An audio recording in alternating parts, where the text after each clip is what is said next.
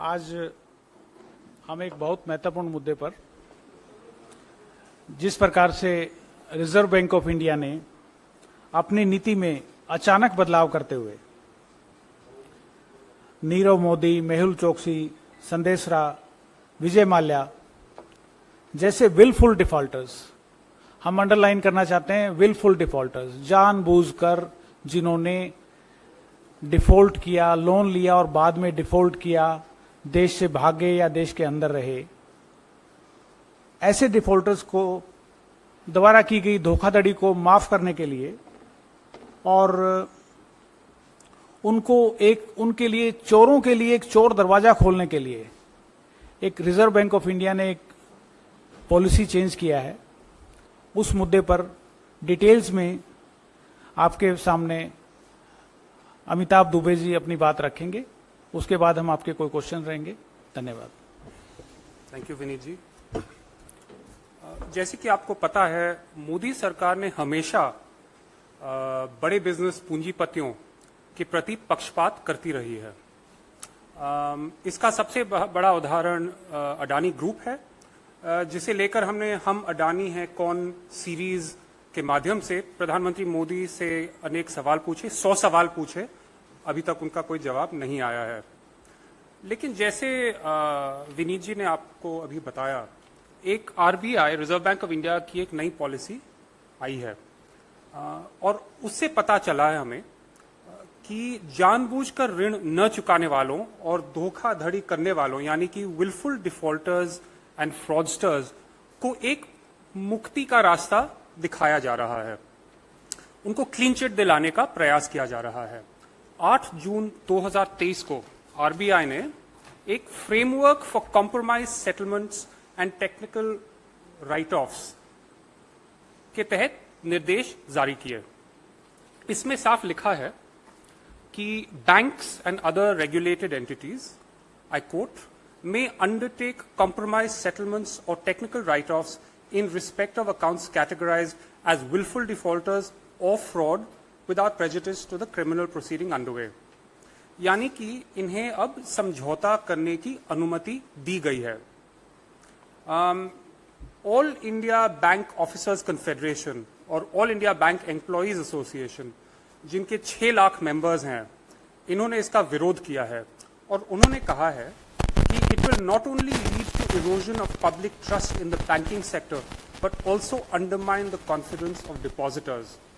उन्होंने ये भी कहा है कि such leniency serves to perpetuate a culture of non-compliance and moral hazard, leaving banks and their employees bearing the brunt of the losses। और याद रखिए, सिर्फ बैंक्स और उनके एम्प्लॉइज को लॉसेज नहीं झेलने पड़ेंगे, टैक्स पेयर्स और मिडिल क्लास को भी झेलने पड़ेंगे, क्योंकि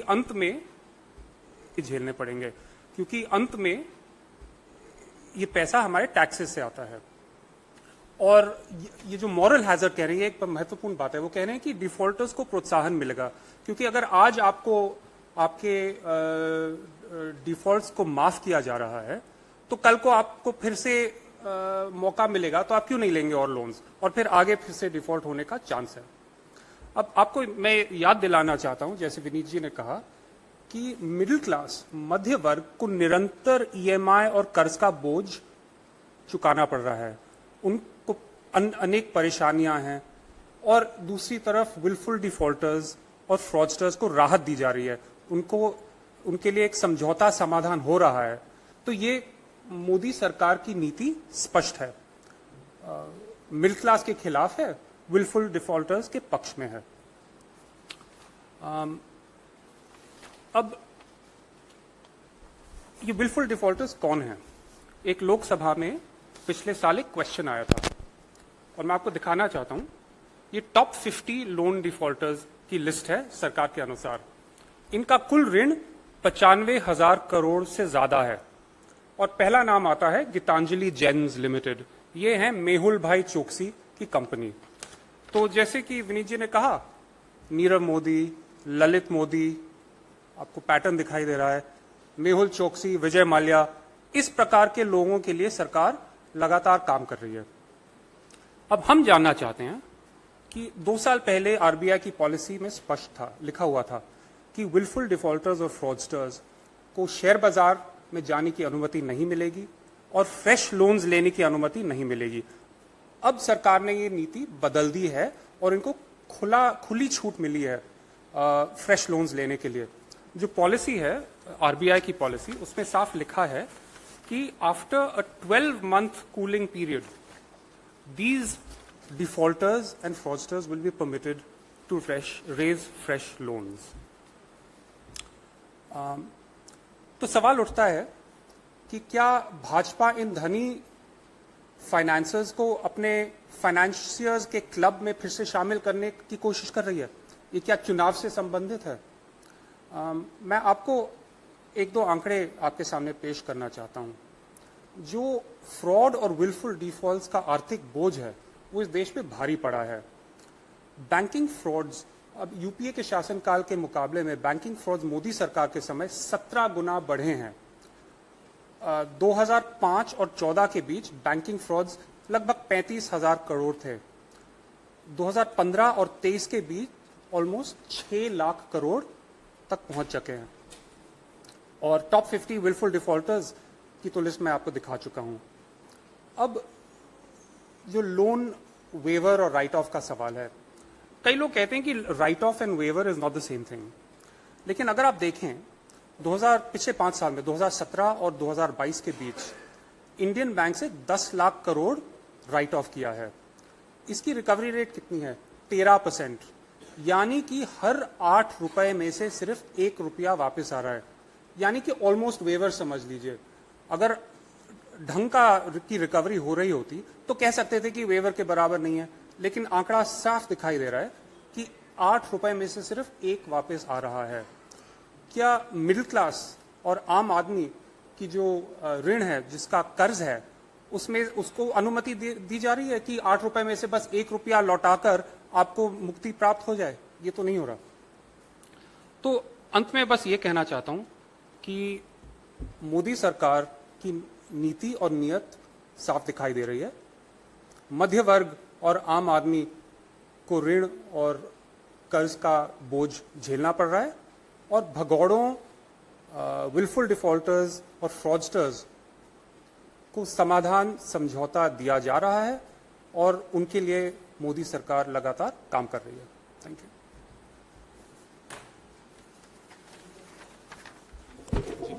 तो अमिताभ जी ने आपको बताया कि पिछले 9 साल में मोदी जी के कार्यकाल में एनपीए 365% बढ़ा है। 10 लाख करोड़ रुपए की राशि बट्टे खाते में डाली गई। टू बी प्रिसाइज 10,09,510 करोड़ रुपए की राशि बट्टे खाते में डाली गई, जिसमें से केवल 13% कर्ज वसूली हुई।